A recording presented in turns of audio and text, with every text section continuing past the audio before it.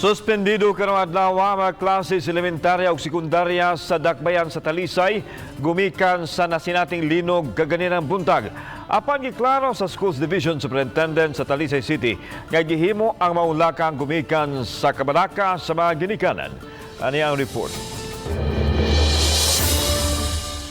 Sayo kaganihang buntag, nag-iyahay og pamauli ang mga estudyante sa usa ka eskwelahan sa Dakbayan sa Talisay.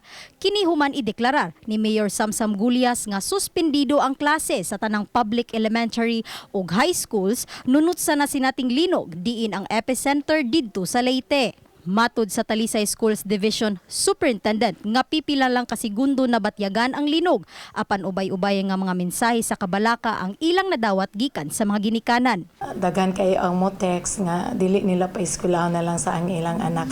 Well, si Mayor daghan pod siya nadawat nga mga text messages. So ning konsulta na lang po si Mayor nato karong buntag. Nunot ni ini, nagtigom ang DepEd og City Engineering aron susihon ang mga school buildings. Panigur usab kay sagad sa mga school buildings maabot man sa 2 o 3 ka mga andana. Gani may nadawat usab nga reports gikan sa mga principal nga may mga liki ang ubang building sa pipila ka mga tunghaan. Apan gagmay lang kini o dili grabe. And doon naging mga reports sa mga principals nga doon ay mga slight cracks ang mga classroom. Matud usab ni Mayor Samsam Gulyas nga sutaon pa kung ang linog ba ang nakamugna sa mga minor cracks. That's one thing that I need the opinion of an engineer.